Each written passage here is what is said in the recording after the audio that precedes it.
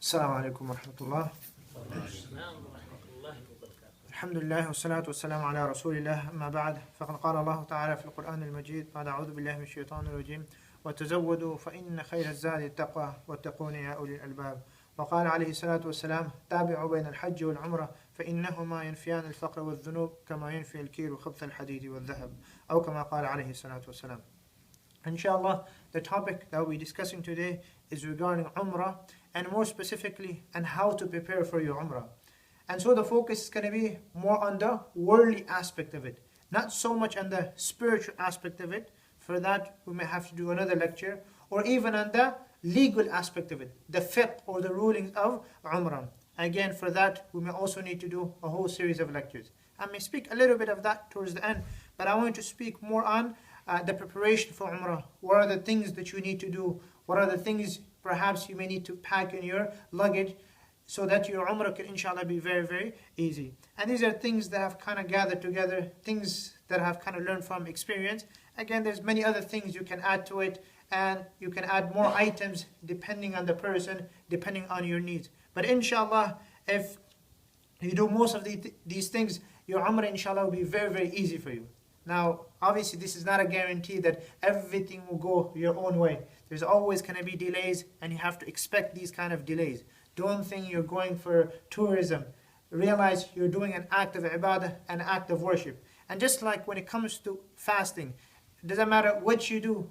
At the end, if you're doing the ibadah, you are going to feel the pangs of hunger. So likewise, when you're going for Umrah, when you're undertaking this journey, there's always going to be some delays, and you have to expect this to happen. But inshallah, if you do some of these things, it would make your Umrah very, very easy. So inshallah, this is going to be my focus today. And then when it comes to the other things, I'll talk about that inshallah some other time. And as you know, inshallah, Wednesday I'll be leaving, and also some of the brothers from the community, they will be going inshallah for Umrah. So I wanted to inshallah cover this before we talk about the fiqh of Umrah and the spiritual aspect of it. So inshallah, some of the things that I have written down, I'll just go over them quickly inshallah.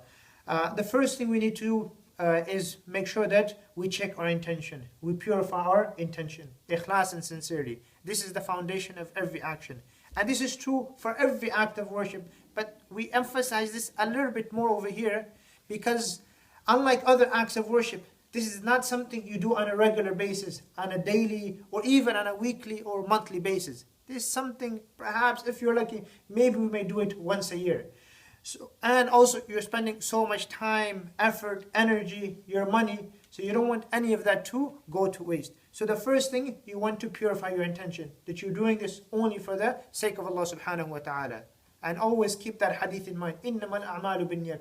All actions are based upon their intentions. If the intention is corrupt, even if the action is good, it will not be accepted from you. So this is the first thing, ikhlas and sincerity. And especially when you come back, and especially if it is Hajj, you always get this title of Haji. And it's something that remains with you. And this can also kind of, corrupt your intention. So you don't want that to happen. You want to make sure that you are sincere. So first thing is intention. Second thing before you leave is ask for forgiveness from everyone, especially those that you may have hurt physically or verbally. And this is very, very important, from friends, relatives. This may seem very easy and simple, but it's not that simple. It is very, very hard, okay? And if you don't believe me, give it a try.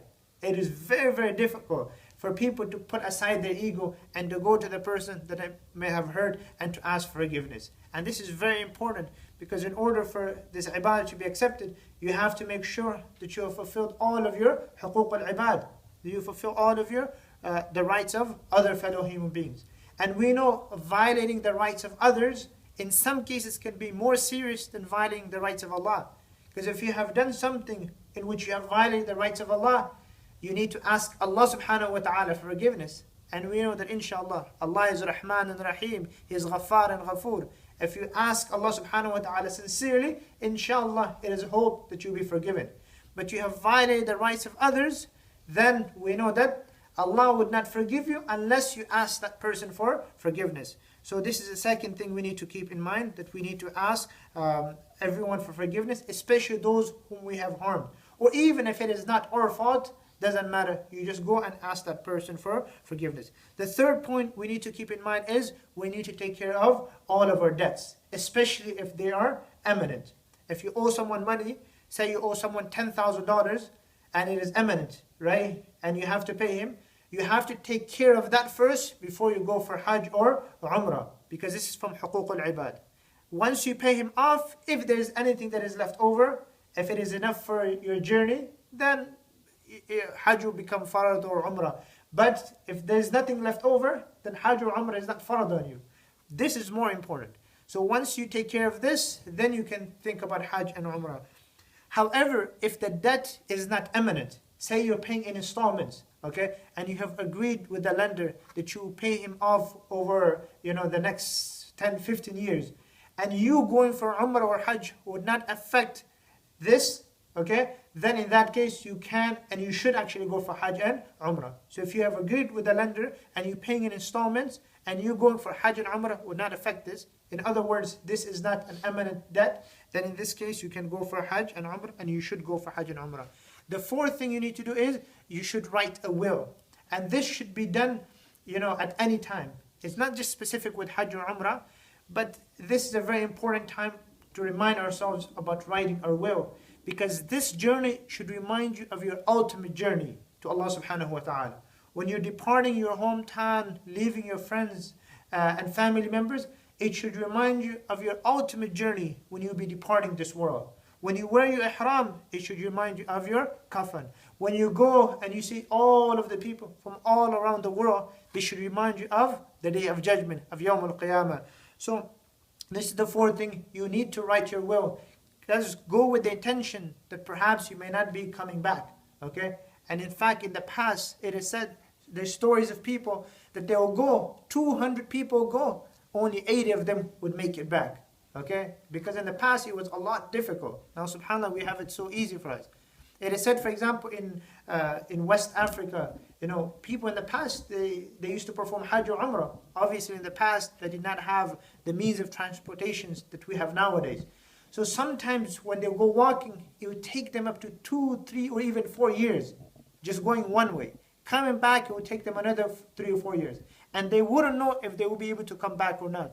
And that's why there's stories where they would actually give their wife, the right of divorce if they wanted or not. Because they wouldn't know if they're coming back or not. This is the intention that they'll go with.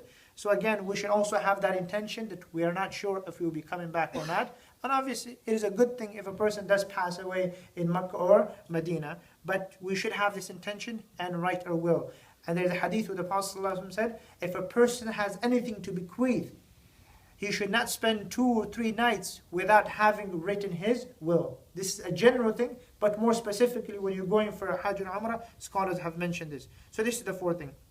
Now the rest of the things are things you should have in your suitcase. A lot of times we take so much stuff with us, half the things we never use. And the things that are perhaps kind of important, we never take those things with. So I just wrote down these things. Obviously, this is not from the spiritual aspect of Umrah or the fiqh of Umrah. These are just things you need to have. And I thought I should just give one lecture on this. So inshallah, it will be a lot easier for you to perform your Umrah. So these are the things you should keep in mind. Make sure that you have all of these things with you, or at least most of these things.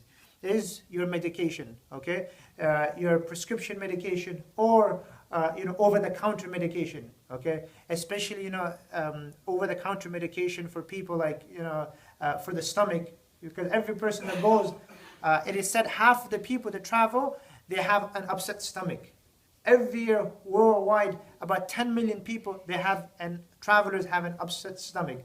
And people, they may get a fever, an upset stomach, they may vomit, so on and so forth.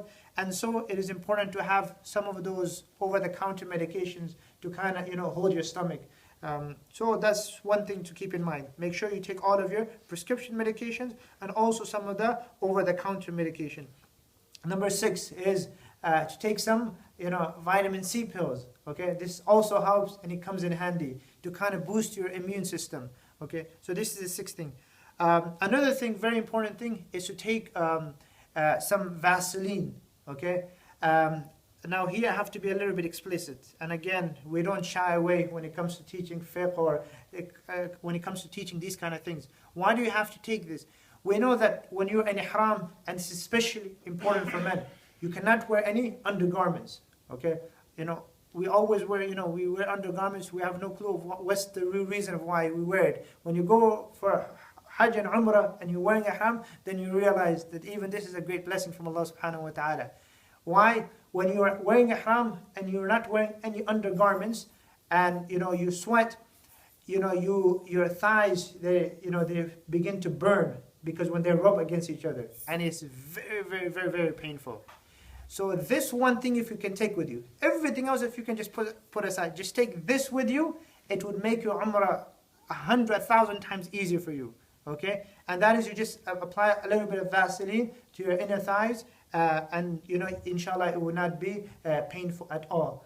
Again, it is not scented, generally speaking, so you don't have to worry about that. But if it is, then obviously you should avoid it. Okay, it cannot be scented. Soap and these kind of things, you have to make sure that they are not scented. So this is something that comes really in handy, and this is for the brothers. Another thing, number 8, is to take some light material thawb.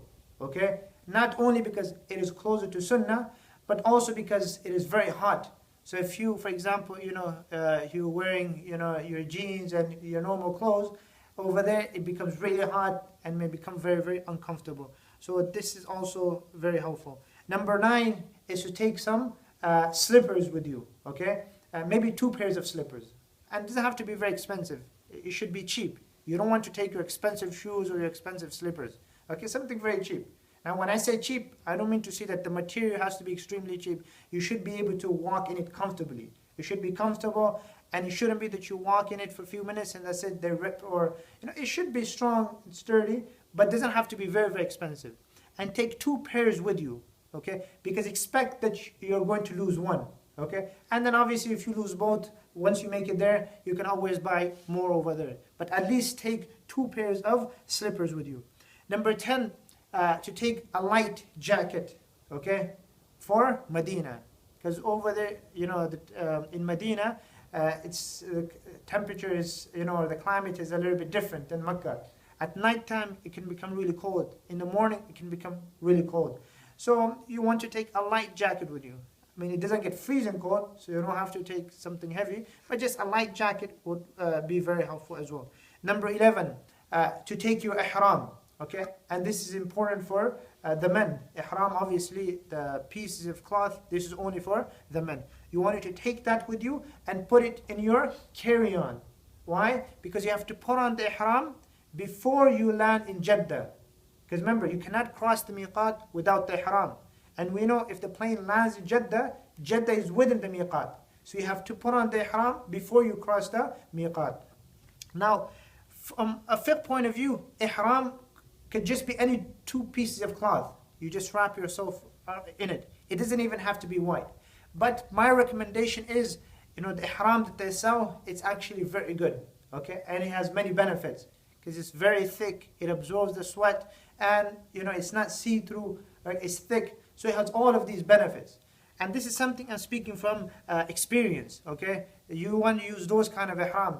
Otherwise, the first time I went, I just used a regular cloth, right? Because from a fiqh point of view, you can use anything as long as it's not, like a shirt or anything. Any piece of cloth, you can use it. But I realized that it was kind of thin, so I had to then wrap myself in it many times, right? And obviously you sweat and all of this, so you have to. And guess what happened when you wrap yourself in it so many times?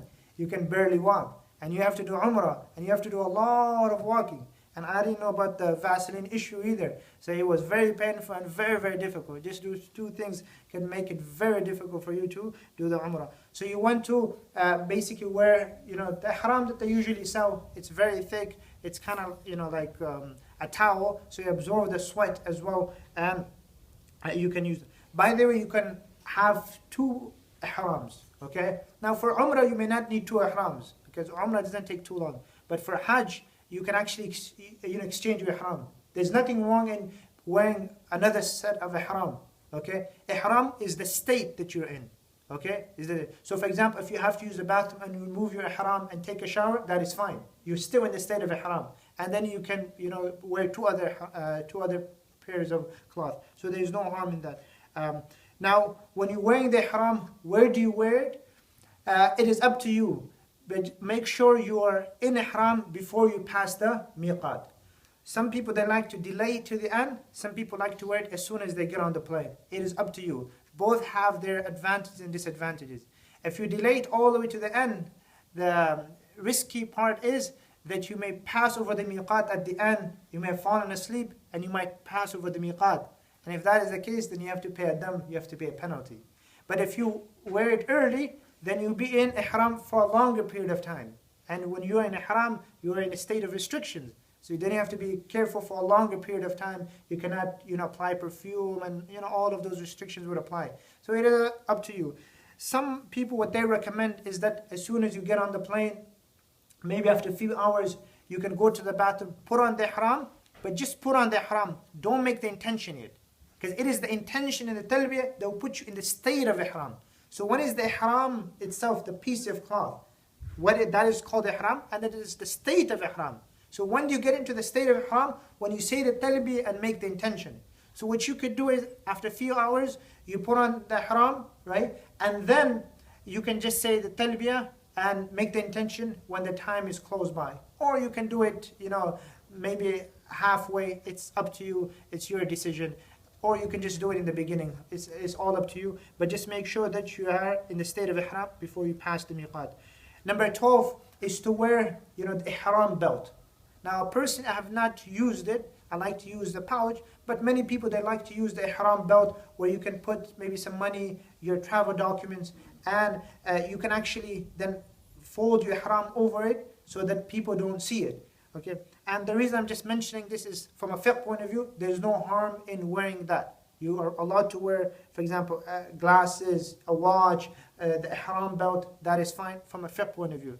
It's up to you whether you want to wear it or not. A lot of people, they do use the ihram belt, so it is pretty useful. That's number 12. Number 13 is to take some cash with you, okay? The reason for this is because you cannot use cashier's check. They're very hard to cash. So you want to take cash with you. Why? Obviously for emergency, right? Number 2, shopping, okay? Now obviously this is not something I'm trying to encourage, but I know every person that goes there, they're going to shop. Now what is the fiqh of it? Well, on one hand we know that it is not prohibited, it is not against the restrictions of ihram that you go and you shop and you eat and things like this. However, it is also wrong to then go to the other extreme and this every day you go there shopping. You have not went for Umrah just to go shopping. You have wanted to do ibadah, to do Umrah. So, as I know, everyone is going to shop. And by the way, there's no harm in shopping. Allah does say in the Quran, لَيْسَ عَلَيْكُمْ جُنَاحٌ أَن تَبْتَغُوا فَضْلًا مِّن رَبِّكُمْ. There is no harm upon you to seek the bounty of your Lord. And this ayah was revealed in this context, where many of the Sahaba, they wondered and they questioned, would it be sinful if when they're going for Hajj and Umrah, if they also buy and sell? Sometimes you may need to, especially back then for food and things like this. Would it be sinful? And this ayah was revealed, there is no harm if you seek the bounty of your Lord. So anyway, if you want to come back and buy some gifts, it's not wrong. But my recommendation is, if you're going to be going for 6 or 7 days, the first 5 days, don't even think about shopping. Just spend all of your time in the haram, spend your time doing ibadah. And maybe the last day when you're in Medina, when you're coming, just one day, you're going to use that for shopping. And again, there's, when you bring back gifts, there's also, a lot of benefits in that. For example, when you buy some, and again, this is just my philosophy, wallahu a'lam, when you buy some gifts, buy small gifts and buy for a lot of people. Why? Because if you buy these Islamic gifts, you kind of encourage them to do things that are Islamic. Plus, the person will remember you buy it. If you give someone cash, you give someone dates, they'll eat it, they'll never remember it. But if you give them maybe a keychain with the Kaaba, they may remember the Umrah. Or you give them maybe the kufi or a siwak. You encourage them to do or to revive a sunnah. Okay? And if you give these small gifts to a lot of people, 300-400 people, that many people inshallah, or some of them may remember you. And you encourage, or for the sisters, maybe to buy the hijab or the scarf for other sisters. So instead of telling a sister who's not wearing the hijab, okay, wear the hijab, sometimes they may find this a little bit offensive, but if you give them a gift, okay, then this is an indirect way of encouraging them to follow the sunnah. So this is also the benefit in this. Instead of just buying 3-4 very expensive gifts for 3 people, because you won't be able to bring too much with you. Instead of doing this, buy small gifts for a lot of people, people remember you. It is the sunnah as well. Because the Prophet said, tahadu tahabu, exchange gifts with one another and you begin to love one another. So small gifts, but you go a long way. The person would think, okay, mashallah, you remembered me, and next time he does something, he will hopefully, inshallah, remember you in your dua as well. So anyway, my point is, everyone is going to go shopping anyway. So my advice to you is, just leave it all the way till the end. If you do it in the beginning, then the whole way you have to be dragging 2 suitcases with you, and you'll be taking everywhere, and it becomes very burdensome.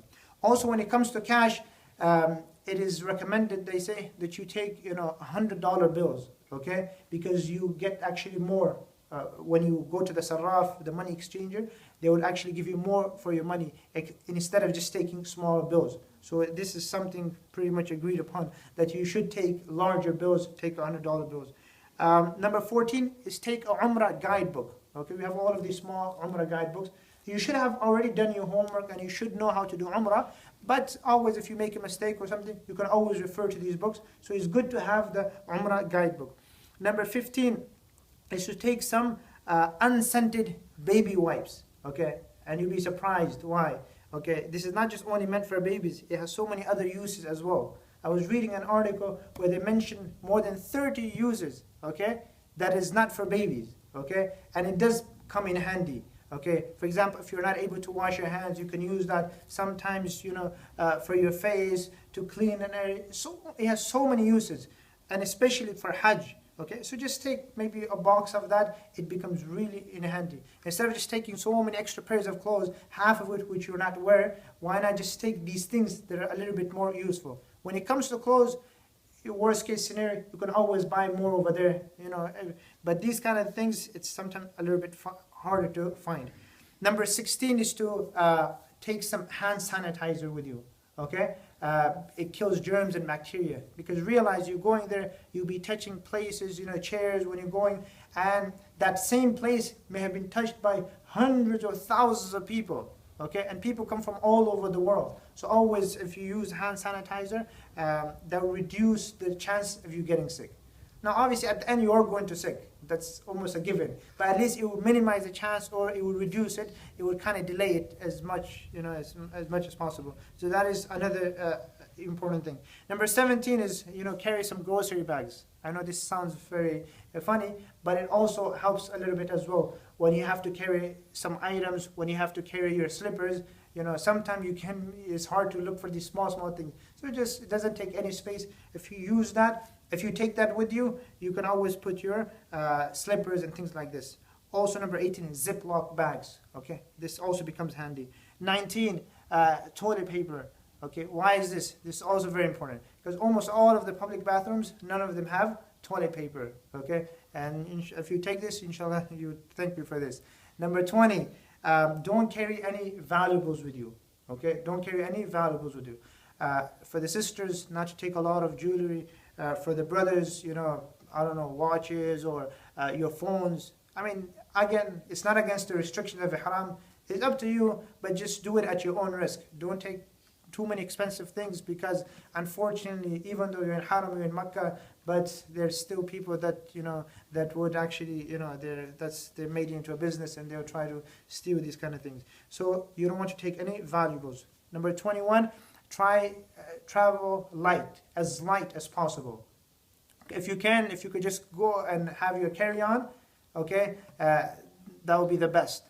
Why? Because if you go there, something happens to your luggage, you don't have to worry about that. It's not a headache, you just have your carry-on. And you can just buy maybe a bag or something over there if you want to buy gifts. But if you have to, and you have 2-3 bags and you want to buy another one, just take one with you. Or maybe take one and put the other one inside, because when you're coming back, you can bring up two bags. So anyway, in any case, just try to travel as light as possible. Number 22, buy a Saudi SIM card if you want to be in contact with your family back home. Number 23, okay, 21, okay, 23 now. Don't be a tourist or a photographer. Okay, a lot of times, remember, the first thing I talked about is ikhlas and sincerity, right? And sometimes people like to show their ikhlas and sincerity by, mashallah, praying in front of the Kaaba, and then, put it on Facebook. That obviously really affects your ikhlas and sincerity. You don't need to do this. Avoid all of this as much as you can. However, if you are going to, for example, maybe go on ziyarah in some of the historical places, the mountain of Uhud and Masjid Qiblatain, and the masjid and the place, if you want to take some pictures in Medina, just for memory's sake, there's nothing wrong with it. But when you're in Mecca and you're doing tawaf, taking pictures of yourself with other people, this is something that should be avoided. But if you want to take pictures of the historical places, later on, inshallah, there's no harm in that. But just make sure that, when it comes to you doing tawaf, you don't want to make it into a show and let others know that, you've been there.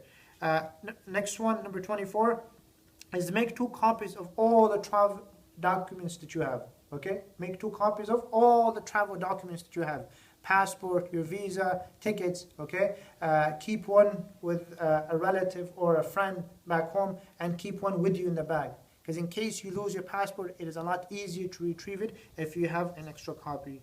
Next one, number 25, okay, patience. It doesn't matter how ready and prepared you are, there's always something that is going to happen. So always expect the unexpected.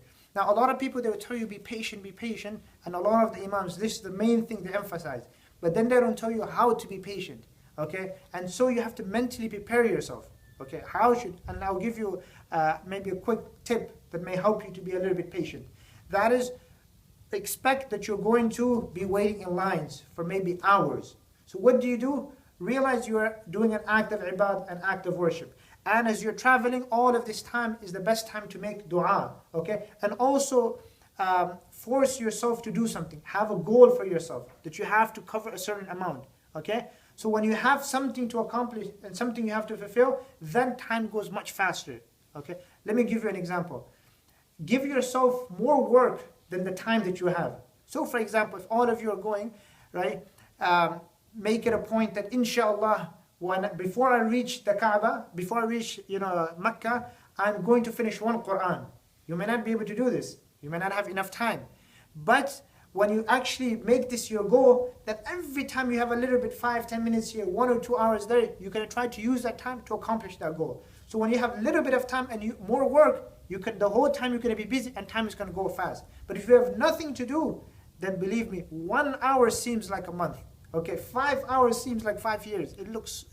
It takes forever. And right there in the beginning, people lose their patience, and the rest, of the journey is just, the attitude is completely different. So therefore, realize the whole time you're in a state of ihram and you're traveling, and da'wat al-musafir, the dua of a traveling person is hardly ever rejected. So you want to use that time reciting the talbiyah, making dua to Allah, and reading some Quran. Personally, I like to take a dua book with me, Hisn al-Muslim, or sometimes even from Riyadh al-Salihin. It has so many du'as. And my point is, okay, I'm going to be in the plane for whatever, 10, 11 hours. I may not be sleeping the whole time, because you sleep, you wake up, you sleep, you wake up. So basically my point is to memorize as many du'as.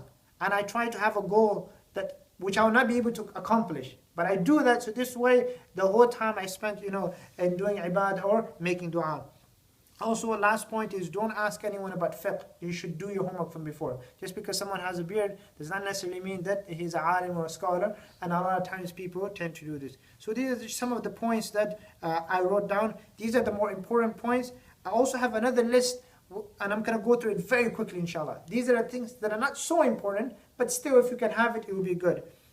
One thing was, I mentioned a dua book, okay? For many of you, maybe a pocket-sized Quran, but I like to carry, a dua book with me, because Quran I can just recite, right? But dua book, especially duas that I do not know, I carry that book with me, so I can just make duas, number 1, because the dua of a musafir is hardly ever rejected, and number 2, you can memorize these duas, and time can go by quickly. Number 2 is a weight scale, okay? Why? To, weigh your luggage. Now, obviously, every person doesn't need to have this. If you were going, inshallah, in a group, if one person has it, just a $5 or $10 weight scale, it can become very handy and very helpful. Because we know many people, they bring, and this happens all the time. When they're bringing, sometimes it's overweight, and they won't allow you to, have, some luggage that is overweight. A lot of times, people have to give it away in the airport. Okay, so if you actually have this weight scale and you weigh it, it becomes very easy for you. Okay, you don't want to obviously have a luggage that is overweight. At the same time, if you're allowed to bring more, why, if you use a chance to, bring as much as you can. So anyway, this also becomes very handy. Number 3, an alarm clock, if you're not taking your phone with you. Number 4, a towel, okay? Number 5, an umbrella. Personally, I have not used this, but a lot of people, they use an umbrella sometimes because they want to do tawaf, maybe in the afternoon where there's not so many people, or for other reasons as well. If they're going out and it's very hot. I have not used it so far, wallahu a'lam, but some people, they use it. So that's maybe something you would like to put into your luggage. Number 6, toothpaste, toothbrush, okay? Number 7, shampoo and soap, okay? Maybe a small soap bar, because maybe some people, they don't like to use what is there for public use, right? Some people like to use a personal soap, so that's fine. Number 8, some dry food. Why? Because when in Jeddah airport and you're waiting there for a few hours, you'll be hungry. And especially if you're going in a group and you're gonna buy at the airport, it's very, very expensive. So, just to kind of save you some money. I mean, obviously you can buy there, everything is there, but it's very, very expensive. So if you have just some dry food, some dry biscuits, whatever, it can save you a lot of money, especially if you're going as a group. Number 9, some cups, okay? Number 10, socks, okay, especially for Medina. Number 11, a nail cutter, okay? But obviously if you cut your nails from before, then you don't have to worry about this. Number 12, scissors, okay, especially for the sisters. Because for the brothers, when they get out of Ihram, they can go to the barber. For the sisters, then they're going to be looking for a scissor, okay? And so if they just have one, not everyone has to carry one, but if just one sister has it, then they can obviously, trim each other's hair. And for the sisters, it is only about 1 inch of hair, okay? And for the brothers, it is recommended to make it bald. If not, just trim the hair. So this doesn't apply to the brothers. They should go to the barbers. But for the sisters, because they shouldn't be cutting their hair by Marwa. They should be going back to the hotel. And number 13, a prayer mat. Okay, even though at the airport over there you have a place to pray, but sometimes you may end up in a situation where you may not have a place to pray. So it's good maybe sometimes to keep a prayer mat with you. And last one is maybe an iron, a travel iron. Again, each person doesn't need to have it. If one person in the group has it, it is enough. Why? Because sometimes when you pack so many things in your bag, right, and you have few pairs of clothes, everything is wrinkled. And when you take it out, it's as wrinkled as possible. And when you're going for, Masjid Nabawi, when you're going to the Prophet's Masjid, it's always good to apply some perfume and look nice. So sometimes it comes in handy. So if just one person in the group has it, it kind of becomes helpful. And then last one, finally, when you're there, try to drink bottled water. Okay, and this is generally speaking. Whenever you travel abroad, you should, drink bottled water, and you should use it for everything. For drinking, even they say when you're, cleaning your teeth, toothbrush, toothpaste, for anything you're using, even when it comes to when you're washing vegetables and fruits, you should even use bottled water because, a lot of times because of the water, this is the reason they say. And again, I have heard so many different theories. I still haven't come to a conclusion as to why people get an upset stomach. There's so many theories I've heard, and I've heard everything. Some people say you should eat fruit. Some people say don't eat vegetables. Some people say don't eat dairy products. Some people say don't eat meat. So they mention everything. I don't know what is left from it. I don't know what you're supposed to eat. But they've mentioned everything. But one thing I kind of know for sure, that inshallah, if you just avoid water, the tap water, and just use bottled water, then hopefully, inshallah, that might minimize it. The other things so far, usually many of them say dairy products, but I have pretty much heard everything, okay? And sometimes contradictory things. Some people say salad, some people no, don't eat salad. Some people say milk is good, some say carbonated drinks is very good. Others have said no, avoid that completely. So again, I don't know exactly, I'm not a doctor. You kind of have to kind of experiment. I guess for every person is different. Everyone has a different body type and they react to food differently, but a lot of people have an upset stomach, so maybe if you have that over-the-counter medication, maybe that may help and minimize the situation. Again, I was going to go over the fiqh of it, but inshallah we may delay that to another lecture because we need to do a whole series of lectures on the fiqh of Umrah and then also on the spiritual aspect of Umrah. But I thought this is very, very important because inshallah, if we try to take some of these things with us, it would make the Umrah a lot easier for us. And with this, inshallah, we come to the conclusion. Wa akhiru da'wana and alhamdulillahi rabbil alameen.